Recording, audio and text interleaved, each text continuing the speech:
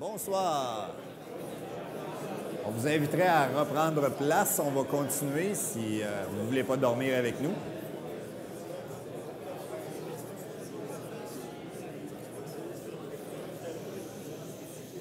S'il vous plaît. On a une grosse deuxième partie à vous présenter, donc plus vite on va avoir le silence, mieux ça va être.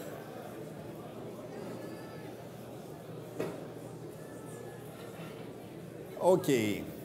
Donc, comme j'ai un petit bloc à vous montrer pour les solutions de storage de notre partenaire G-Tech.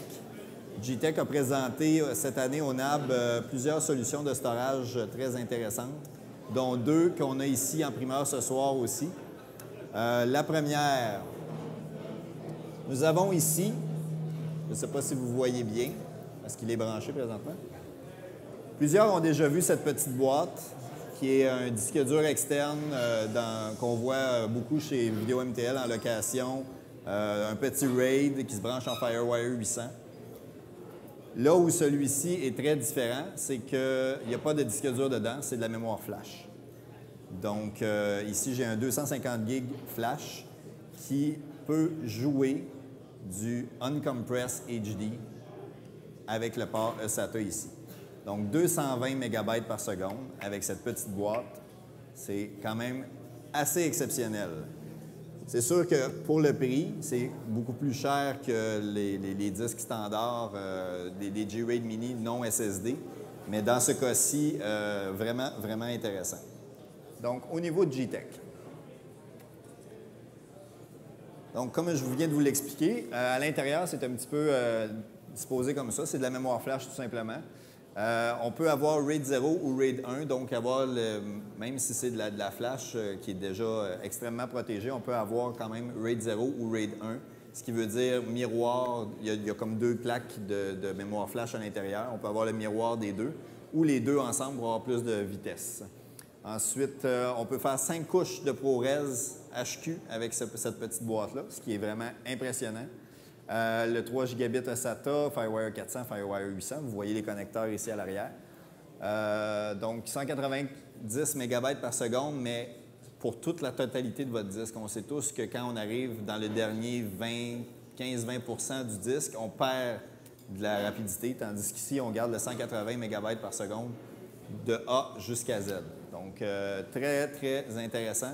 Ça sort à un prix quand même, on peut dire, exorbitant pour l'instant, mais on voit qu'on a vu dans les dernières années que la flash tend à...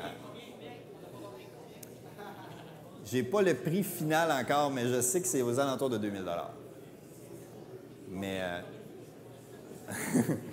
Donc, c'est ça, mais étant donné que la mémoire flash baisse énormément et très rapidement, je pense que ça va être quelque chose qu'on va tous avoir d'ici quelques années avec nous pour être capable de faire du montage avec notre laptop de manière très, très simple. Ensuite, évidemment, c'est Bus Powered. Pour ceux qui ne savent pas c'est quoi, c'est que vous branchez ça dans votre port USB de laptop ou d'ordinateur. Pas besoin de brancher dans la prise de courant. C'est alimenté par le FireWire. Donc, c'est très intéressant aussi. Boîtier en aluminium, contrairement à certains compétiteurs qui font des boîtiers plastiques pour ces petits boîtiers-là. Très robuste. Ça a réussi à passer au travers du département de location chez Vidéo MTL. Ça fait 2 ans qu'il roule. Ça se promène de A dans tous les tournages et ça dure. C'est vraiment des boîtiers très, très robustes. Ensuite, bon, évidemment, les câbles viennent avec et c'est garanti 3 ans du manufacturier. Très intéressant chez G-Tech. L'autre petite boîte, je ne l'ai pas ici parce qu'on s'en sert ce soir. L'enregistrement du PostNab est fait sur cette petite boîte qui est à l'arrière. Si vous voulez, après le show, vous allez pouvoir la voir. Elle est à côté de François. Il y en a peut-être qui vont me dire « Oui, mais on l'a déjà vu, c'est un G-Speed-ES ». Non, ce n'est pas un G-Speed-ES, c'est un G-Speed-ES Pro. Ce qui est la différence, c'est qu'on a un nouveau connecteur ici qui est mini SAS au lieu d'être eSATA. Donc, le eSATA nous donnait une performance avec 4 disques d'environ 220 MB par seconde.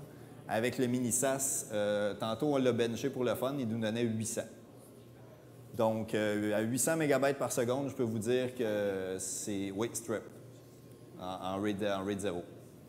Donc, avec 4 disques, c'est ça qui est impressionnant. Moi, j'ai des RAID au bureau à 8 disques qui nous donnent 650, 700.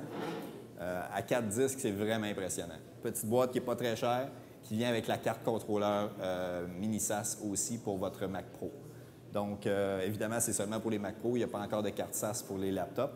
Mais petite boîte très intéressante. On peut en mettre 2 aussi. Sur la carte, il y a 2 prises. Donc, vraiment, vraiment intéressant à ce niveau-là. Pas très cher pour faire du uncompress, pour faire du montage de RAID ou quoi que ce soit. Petit boîtier, vraiment, vraiment intéressant. J'ai fait un petit...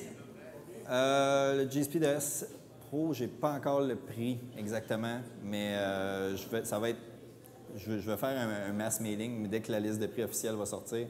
Si je me fie, le G-Speed ES est environ pour un 4 Tera 2500 avec la carte. Donc, peut-être 3000, 3002 pour cette version-là avec le même espace. J'ai fait un petit oubli tout à l'heure. Je veux vous parler de Telestream. C'était dans la portion capture, mais quelque chose qui est très intéressant, qui a été annoncé l'année passée, mais qu'on a mis la main dessus cette année. On a fait beaucoup de tests avec cet appareil. Je l'ai ici avec moi. C'est le Pipeline HD.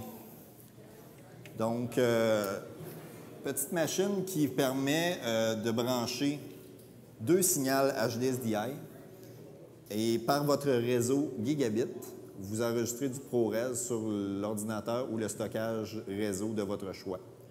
Donc, 2 signaux en même temps, ça passe par votre réseau Gigabit et effectivement, il ne faut pas qu'il y ait énormément de trafic dessus, mais un réseau dédié, si c'est possible. Et vous avez le RS422 pour contrôler votre deck.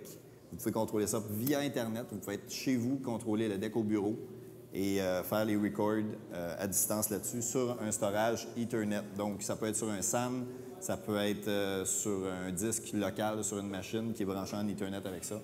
Une machine extrêmement intéressante qui, pour ceux qui écoutent le hockey des Canadiens, tous les trucs que vous voyez sur le Jumbo Trunk en haut, ça a été tourné, ça a été enregistré avec ça. Donc, tous les games des Canadiens sont recordés là-dessus. Et pour avoir les replays sur le Jumbo Trunk, c'est fait avec ça. Donc, Pipeline HD, pour la version HD, c'est environ 10 000 $, mais quand on fait de la grosse production, ça peut être très intéressant. Voilà, j'ai fait le tour rapidement, mais si vous avez des questions, vous savez où me rejoindre. On va passer à la prochaine.